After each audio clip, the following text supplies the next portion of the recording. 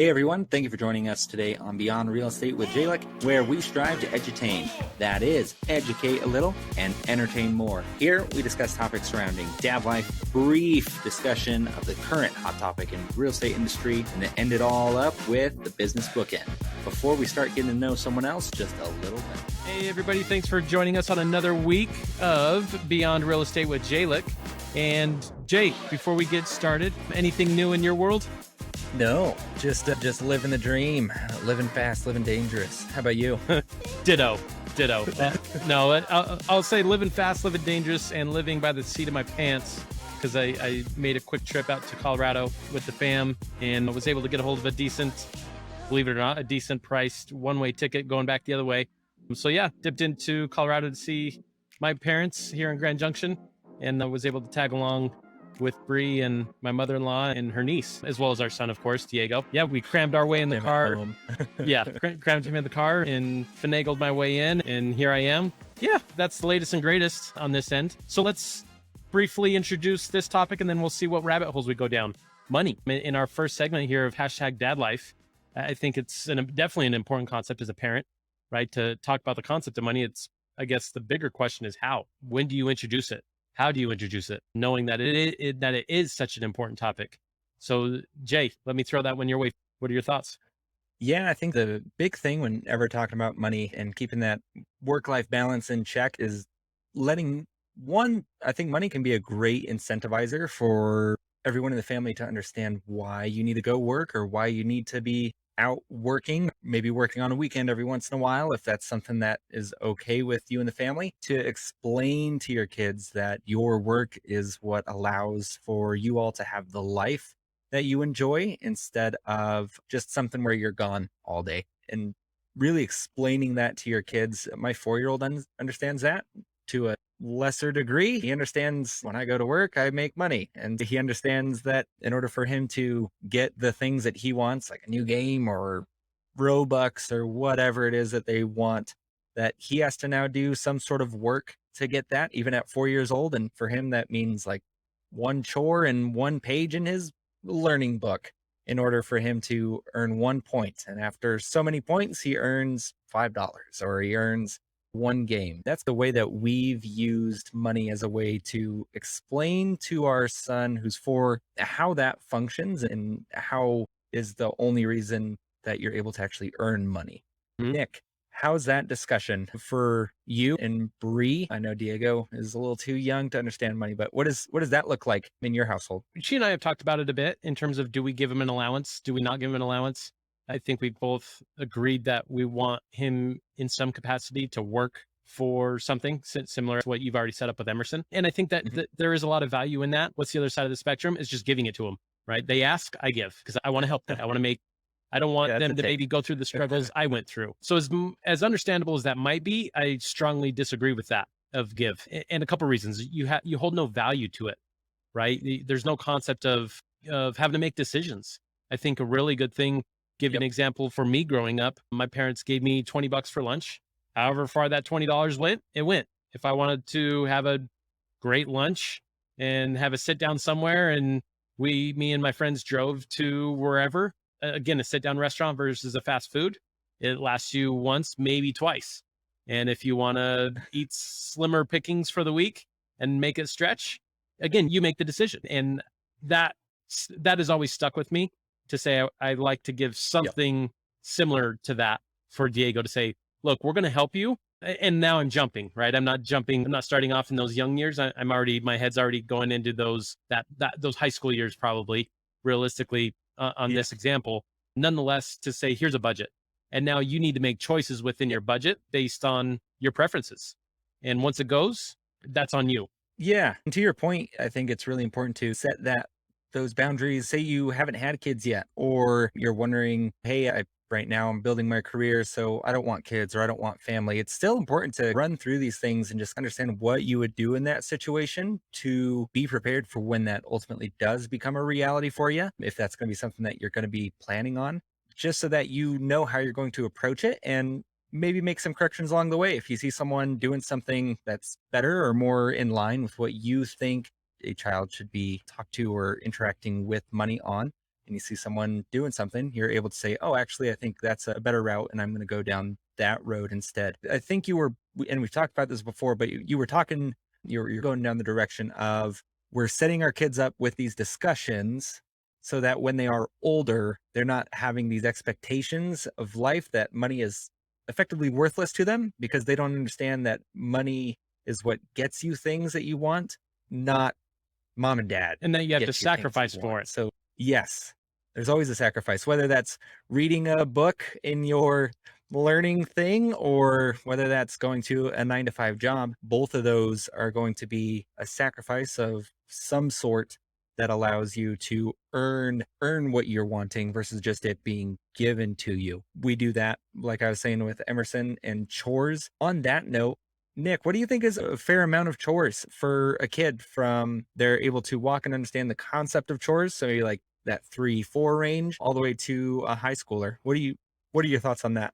I don't know that a certain number is necessarily comes to mind as compared to what they're doing, right? Because when you're 3, 4, 5 years old, what you're capable of doing versus high school is much different.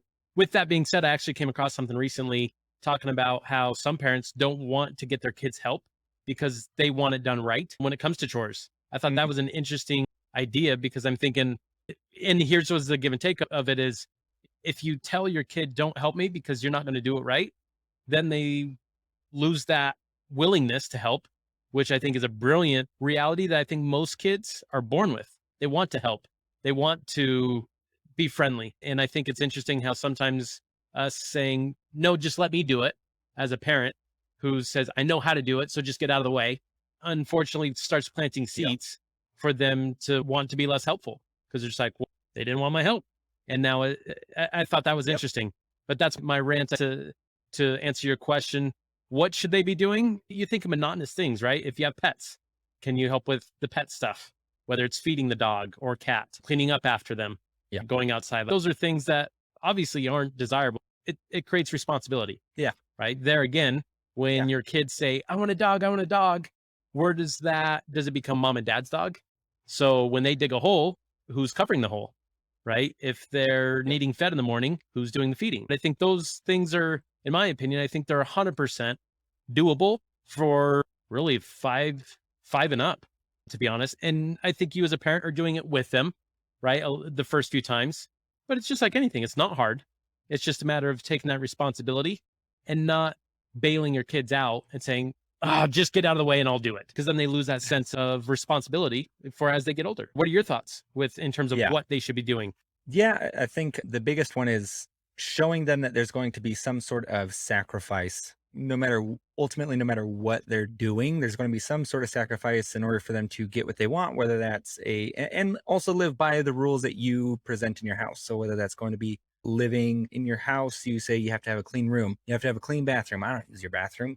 Giving them those types of responsibilities as they are able to understand what it's like and building up to that quote unquote perfection that you expect as a parent. You're not going to your point, you're not going to expect a 18-year-old to you're not going to expect them to be perfect, but they should be better than a 5-year-old. So Yeah, a 5-year-old, you telling them to clean up your room is going to be a different experience than an 18-year-old. And you're saying you have to have a clean room or else I'm going to start throwing stuff away, which was a nice tactic by my mom. And I do mean that as nice. I'm like finding myself constantly just looking at all the crap that our kids have. And I'm like, I'm going to throw some of this away if no one cleans this up because I am sick of cleaning it up every single day. yeah, The 1-year-old, he has little stack of cups that fit inside of each other. And we're always missing at least one of the middle ones.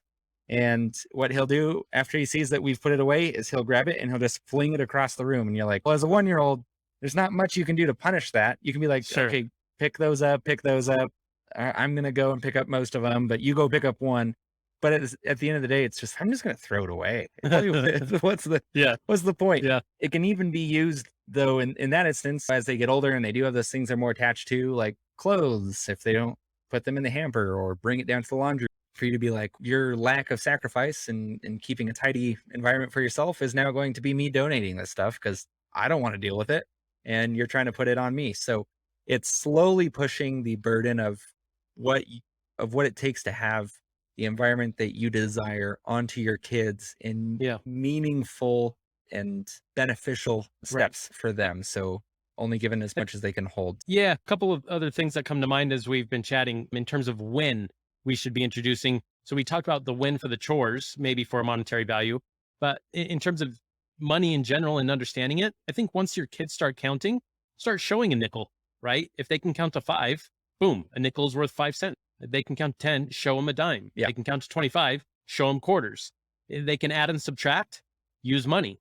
I want 2 dimes Yep. and a nickel is the same value as a quarter. I think those are ways you can introduce the concept of money. So they're feeling it, right? They're seeing it and they're trading for it. And now you make it an interactive thing versus just talking about it. I think an interesting activity Bree's godmother did when she would have Bree on the weekends from time to time when they would go shopping. And Bree, I think, was 11, 12. So now you're talking about multiplication and division, etc. But Bree wanted something from the store. Her godmother would say, okay, what's the tax going to be on it? And if she couldn't figure out what the tax is going to be on that item of clothing, it's like, nope, going to put it back. So forced her from a mathematical standpoint, from a money standpoint, to have to understand how do you calculate that. I thought that was an interesting tweak because again, you're bringing in the money piece and versus just saying, okay, what else? On that note, for shopping for clothes, I can remember my mom, all through growing up. It wasn't just a high school thing or a middle school thing. Like it was, okay, we're going school shopping, but here's the budget. And again, once you set a budget, you set a limit. And again, now you have to make decisions. You're just like, God, do I want that nice shirt for X dollars? Or do I want to get 3 shirts that aren't as much? But now you have to make decisions. Yeah. And that's real life. And I think, again, on the flip side of it, you're just like, hey, put in the cart, put in the cart, put in the cart, put in the cart. And there's nothing to think through because if you're always told yes, what's next? Like you never have to make those decisions. There's a detachment between objects and the monetary value and also the amount of work that has to then go into to earn that amount of money. All of it's and you look at the total bill and you're just like, oh my God, I just spent $400 or $600 and it's, wow, that was so much, but we got it all. And you're just like, we're at Build-A-Bear. What did we spend $400 on? Oh my God. Yeah. So it's interesting to me. Here's the last thing for money and kids that I can think of right now. And that's volunteer. Now you're doing something and giving your time and sacrificing maybe a little bit to give back. And I think that's an interesting and important aspect to help kids as they're growing up is get them involved with a program. Maybe it's around Christmas time. I think that's the easiest one to get them partnered up again with another kid that's less fortunate. And now they're giving and volunteering a little bit to help someone. I don't know, just an idea when we're talking about how do you value money? Yeah. Sometimes it's doing something for nothing and recognizing that you don't and 100%. Shouldn't always expect to get money for doing something. Yeah. That sometimes, and when you do value your time and you decide to donate it to someone, that being your time, then it makes those events more meaningful as well versus just, I'm just giving them charity with my time. It's, you're giving them an actual commodity. So respect that and understand what you're doing for them, and anyone that receives it should also understand what people are doing for you. Great discussion. I think we touched on a few things. What do you think is a good time to start talking with kids, and how are you going to approach that conversation? Are you going to take some of the things that Nick and I discussed? Definitely let us know in the comments below if you think that we're just completely off base. Let us know. That's all that we have for this week in #DadLife. We're going to be taking a short break, and then we'll be right back with Real Estate Roundup. So we'll see you in just a moment. Hey, thanks for listening to the podcast so far. Wanted to let you know about something free Nick and I are giving to every single one of our listeners, and that is HomeBot. HomeBot is a free monthly real estate digest. You can know the value of your home, or if you're looking for a home and don't want to be bombarded by realtors giving you calls and mortgage lenders, a free tool that lets you look at what is currently happening in your real estate market. Check the link below and be sure to sign up today. All right, let's jump back into Beyond Real Estate with Jalen. Hey, everybody. Thank you for joining back after that short break. We are now into our real estate roundup and want to talk about timing the market. And before we dig in, I just want to share my personal experience because I get asked this question, hey, what's the best time? How can you time the market better? And here's my personal experience. I bought my first condo in 2009. You think about timing the market, that was a brilliant time to buy in hindsight because things crashed in 08. And in 09, again, I bought my first place. 2014, Fast forward 5 years, I bought a townhome with my parents. Foreclosures were still on the market. That was a foreclosure. Those are few and far between now. And then fast forward to 2020. My wife and I were looking to buy a house in 2020, specifically April 2020, to be more specific. Everybody froze. You had COVID that had just hit and closed things down mid-March. Open houses were gone. Selling and going into homes. If you could get into homes, you needed to sign contracts saying, I know exactly what I'm getting. I accept if I get COVID, and you had to wear booties and you had to wear masks and you had to wear gloves and look at the house. And that was that reality. And so again, you talk about timing the market. I feel like I'm almost the epitome to say Nick's the perfect example, buying at the times that I did. With that being said, and all my experiences, what is my advice? I don't have any, because there was nothing that I did to say, okay, I know exactly when the market's going to bottom out here. I know that everybody's going to freeze due to this COVID thing. So, hey, Bree, let's buy in April. Let's hold off for a couple months. Like, no, what I can tell you is prepare yourself and position yourself to make moves, and make them when you can afford to make them. Only hindsight, in my opinion, only hindsight is going to tell you whether you truly bought at the bottom of the market or not. Once you've made your way through that pitfall or that peak on the opposite side of it, only hindsight and time away from it is going to say, wow, that was a great time to buy. Yeah, So and just go on.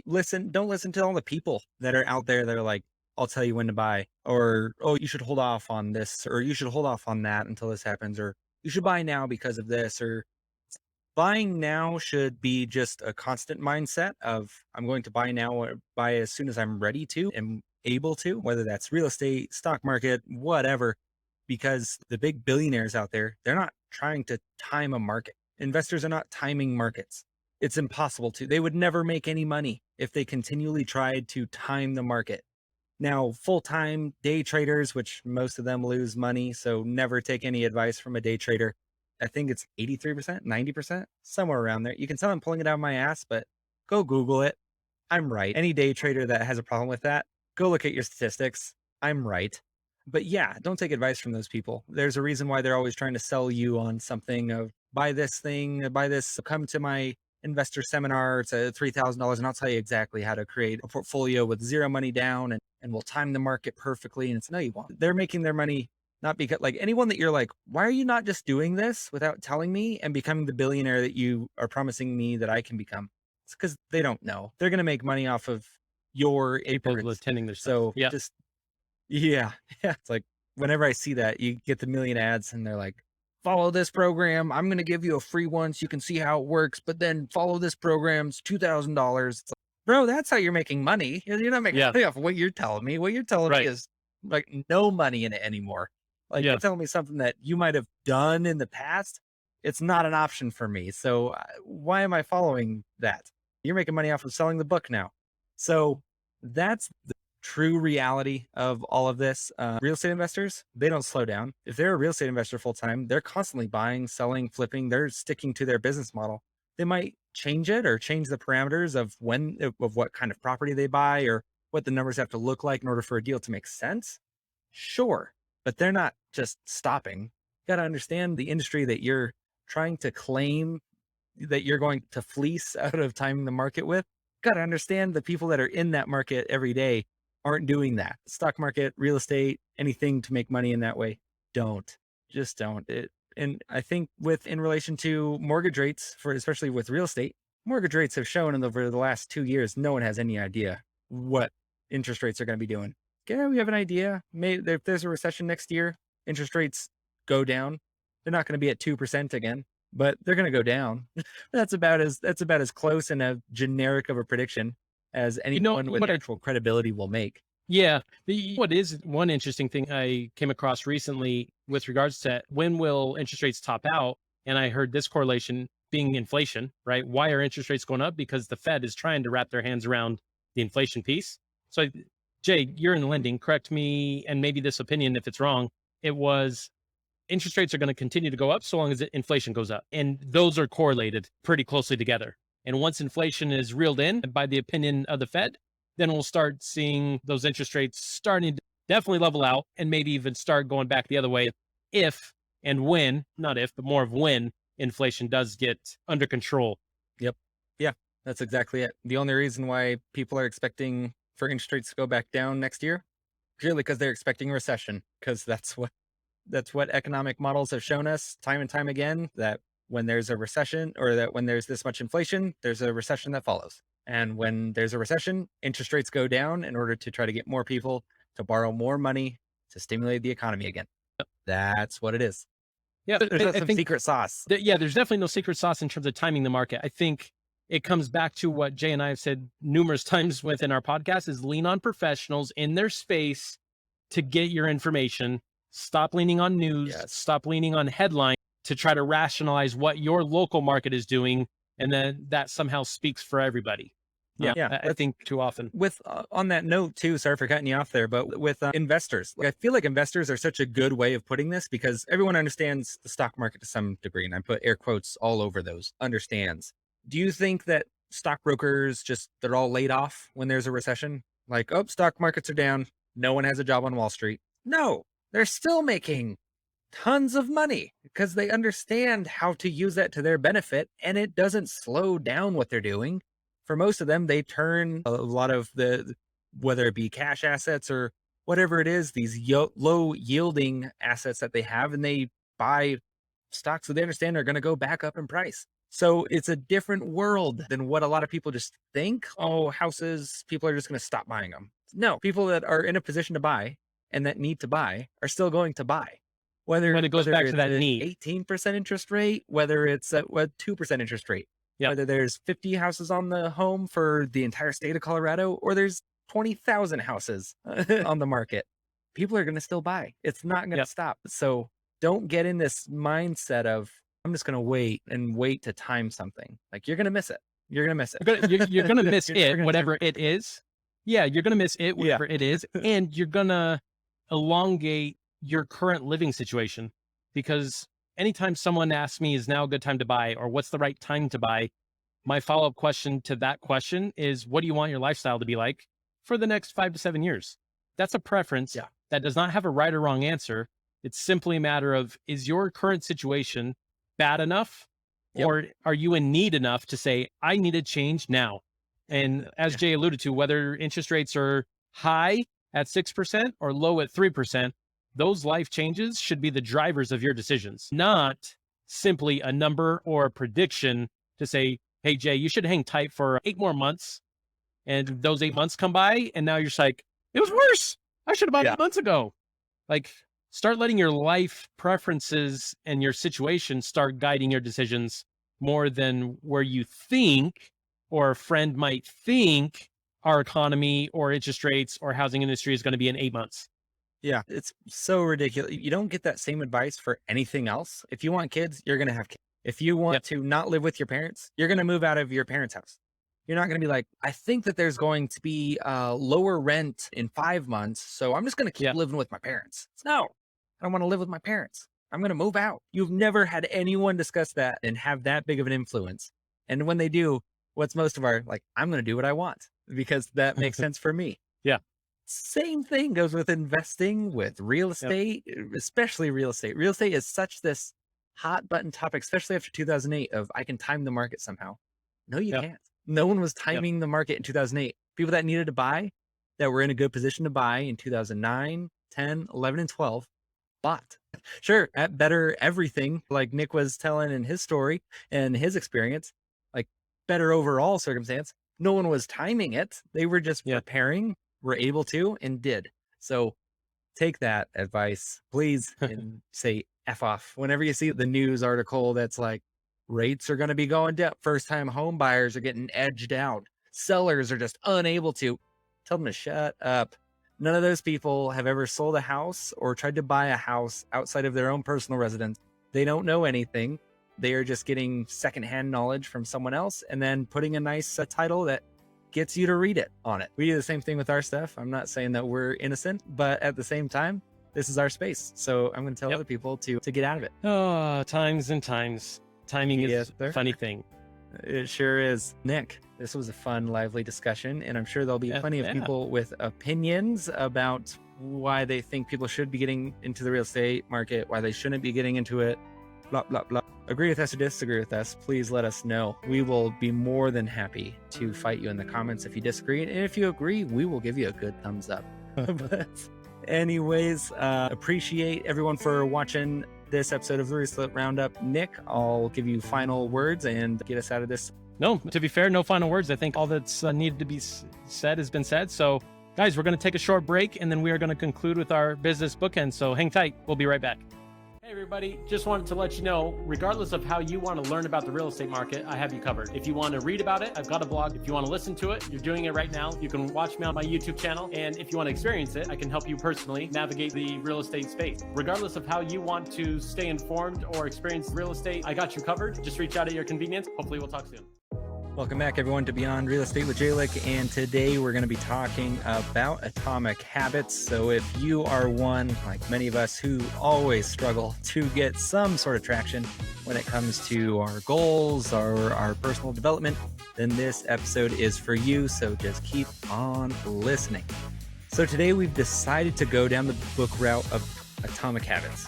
So Atomic Habits is basically a book surrounding the concept of what are some basic habits that we as individuals can have to generate big changes in our lives instead of constantly this start, stop, slow down, just end any type of self-development or long-term habit that we're trying to build for ourselves.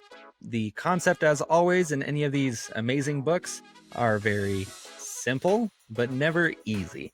So, Nick, give me your thoughts on Atomic Habits and give me the biggest takeaway that you had from the book. Sure. So I'll preface with, I was very skeptical to read it. I heard about it people had told me about it for over a year, 100%. It was over a year. And I was skeptical just because I knew it was a self-help type of book that I was like, I like that genre, but I assumed I read so many similar types of books. Is that really going to offer something different? And yes, it does. So if you've been skeptical about it, it's like, I've read a lot that touch on that type of topic and that goes down that path. This is different. This is distinctly different. I can promise you that. Just the way he presents some of the examples, that it's like hearing about the same topic, but from a different angle. That I know for all the reading that I've enjoyed doing, I still had so many takeaways from this book. And it's one that I will go back to from time to time just to hear some things again. I'm just like, damn, that is really good. Like you said, then it's not just knowing it and hearing about it, it's implementing it. And you summarize the Atomic Habits for exactly that. It's simple, make things easy to do, and then they will compound on themselves. And that's the concept of Atomic Habits. It's not making massive changes in your life to go from eating meat to going vegan in a day and just going cold turkey. It has nothing to do with that. So my biggest takeaway with that would be from that book, forget about goals, worry about your systems. And for someone like myself who came out of soccer specifically, but just a sports background, you talk so much about goal setting and how can I get from here to there? And one thing that I was an aha moment for me, was like, wow, what a different way to look at it is stop setting goals for yourself and worry more about the systems you need to get to where you want to go, because those systems will stay consistent, right? If I want to be the best soccer player and that's my goal, that's great. But what's going to get me there? It's the 6 a.m. trainings, setting up that system, setting up those routines, and there's small things, but so is brushing your teeth, right? If you want clean teeth, there's no magical formula. You do it for 2 minutes twice a day, and it's the monotony in doing those small things that add up to big things. So that was my big takeaway. Forget about goals, worry about your systems. Yeah. And the ultimate goal, quote unquote, of the day is just to continue with those systems, to get that 1% better, just to slowly move yourself forward. It's, again, one of those super simple ones where you could ask someone, how can you be successful or how can you get better at this? And they'll all tell you the same thing. It generally isn't someone just being, oh, you just walk down 8th Avenue, take a right. There's going to be an office building there. Go through those doors, talk to Stacy. She's the receptionist and she's going to give you the secrets to life. No, there's no just like clear cut blueprint like that. But it's, oh yeah, you want to have that 6-pack abs. You just eat a little better. You work out consistently and that's it. It's almost like if it's too simple, we're just I don't want to do this. It's too simple. Right. How am I challenging myself by eating right and doing a few more crunches every day. Another example to break off of brushing your teeth. He talked about being an avid reader. He's if you want to read more, don't Mhm. give yourself a book to read. Read 10 minutes every single day. Because again, you're creating that habit. That's just what you do. And so you're not again trying to finish that book or you're not trying to read 100 pages. You're just reading for 10 minutes a day to set that trend, to set that routine. Again, it's not reinventing the wheel, so to speak, but it's looking at something a little bit differently. You're still trying to get to Yeah. the same end goal, but how you get there is more sustainable versus feeling so daunting. You look at a book and you're like, oh, I really want to finish this book, but I'm looking at it right now and it's 1,500 pages. And you're just like, when do I Yeah. start? Start with 10 minutes a day and just chip away and chip away. Yep. And for those of you that might be like 10 minutes, that's not going to get me to my goals. So let me put it to you a different way. Yesterday, how much did you read? Or how much did you run? Or how many push-ups did you do? Because the answer was probably zero. If your current goal is, hey, I want to do XYZ in the next few, by the end of this year, by the end of this quarter, by the end of this month, I want to be doing this. So far, you've done zero.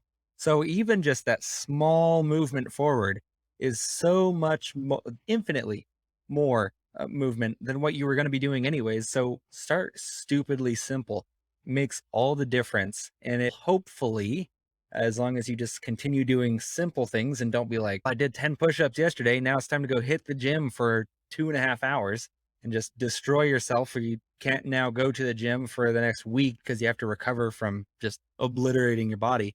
Start with those super simple, small things. No one ever tells a small toddler, all right, let's start sprinting. So we're going to be doing wind sprints and we're going to run for 36 miles because we got to train for that marathon for you. It's no, you're like, first you got to crawl and then you got to stumble and then you can start walking and then start moving a little bit faster after that. Same concept applies for anything in your life.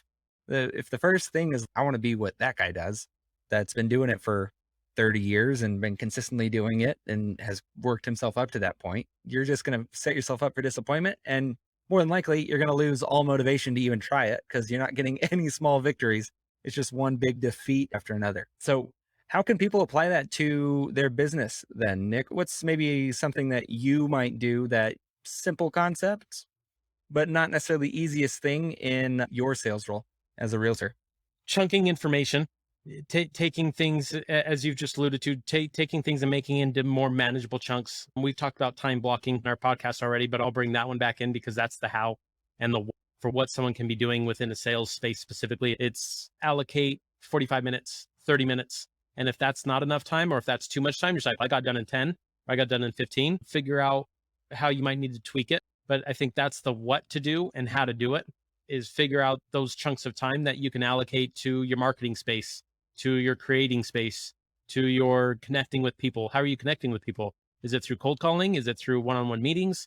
Is it through writing cards? Is it like so many different ways to connect? What are your preferences? Again, I don't think there's right and wrongs. There's Yep. just, what do I feel is worth my time? And then you really put, Yeah. you lean into that versus feeling stretched. And you're just like, I got to do all that. And now you feel like there's not enough time in your day to get to all that. Figure out what you're good at and what you enjoy the most, and then start allocating your time accordingly. That would be my suggestion with that. Anything to piggyback or change on that one, Jay? No, I think you hit it on the head. And I think with that too is, if there is something in your business that you're not good at, learn to allocate. If there's something that you really don't like doing, break it up, like Nick was saying, into those manageable pieces where you can do anything for a minute. You can do anything for one phone call. Break it up, only make 8 phone calls a day because I only make one every hour. So you're making 8 more than you would have otherwise. Yeah. So that makes a lot more sense to me than if you're just staring at the phone for 4 hours and being like, well, I have done nothing now. Break it up into something that's so stupidly easy that there's no excuse to not do it. It's almost like you're challenging yourself. Come up with an excuse. I Yeah. dare you, because you can't. And you'll see a lot more, you'll see the needle start moving. Please, everyone, stop comparing yourself to the high end people, the people that are where you want to eventually be. They're good as a goal, but they are not good with their, maybe work ethic is one thing. I want to have a work ethic like The Rock, but you're not going to look like The Rock, even if you have The Rock's work ethic. So it's like maybe having nice goals in that way, try to achieve them, but do what you can to just move the needle, even if it's something that's stupidly simple and easy, and just get that habit down. That's where Atomic Habits comes in. Yeah. that's all I got for this one. Nick, I'll let you lead us out of this week's episode of Beyond Real Estate. Thanks everyone for watching today. And Nick, have the final word for us. Sure. Final word would be stop comparing yourself against other people, especially knowing you can't control them. Your benchmark in terms of how successful you are should be, and this comes from my sports background. I remember seeing a little segment on LeBron a while back, and he said, could I beat my version of myself last year? And I think that's what all of us need to be most concerned with is, am I in a better place now than I was a year ago? And can I beat the version of me versus me of 2021 versus 2022? And if the answer is no, then what do I need to improve, right? But I think that's where we need to keep our focus is on ourselves, because we can control that.